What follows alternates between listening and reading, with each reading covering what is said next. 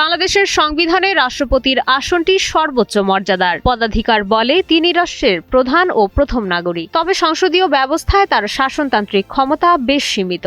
দেশ পরিচালনার নীতি নির্ধারণী ক্ষমতা তার হাতে থাকে না। সংবিধানের ৪৮-এর ৩ অনুচ্ছেদ অনুযায়ী দুটি কাজ ছাড়া বাকি সবেতেই তাকে প্রধানমন্ত্রীর পরামর্শ নিতে হয়। কেবল ৫৬-র ৩ অনুচ্ছেদে সংখ্যাগরিষ্ঠের আস্থাভাজন সদস্যকে প্রধানমন্ত্রী এবং ৯৫-এর ১ অনুচ্ছেদে প্রধান বিচারপতি নিয়োগের ক্ষমতা তার একক। বাকি সব সিদ্ধান্তেই সরকারের মতামতই চূড়ান্ত। সংসদে পাশ হওয়া আইন বা বিলে রাষ্ট্রপতির সম্মতি বাধ্যতামূলক। তবে সংসদ পুনরায় কোনো বিল পাশ করলে ৮০ নম্বর অনুচ্ছেদ অনুযায়ী তিনি সই করতে বাধ্য। অন্যদিকে ৯৩ অনুচ্ছেদে অধ্যাদেশ জারি বা ১৪১-এর ক অনুচ্ছেদে জরুরি অবস্থা ঘোষণার ক্ষেত্রেও সরকারের অনুমোদন আবশ্যক।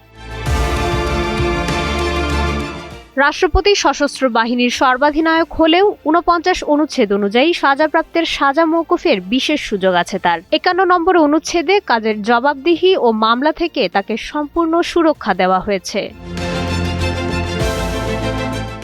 রাষ্ট্রপতি হলেন রাষ্ট্রীয় অভিভাবকত্ব ও সাংবিধানিক ধারাবাহিকতার এক বিশ্বস্ত প্রতীক। তিনি সর্বোচ্চ পদে আসীন থাকলেও প্রকৃত নির্বাহী ক্ষমতা থাকে জনগণের প্রত্যক্ষ ভোটে নির্বাচিত সরকারের প্রধান অর্থাৎ প্রধানমন্ত্রীর হাতেই। মাইশা মালিহা, সময়ের আলো।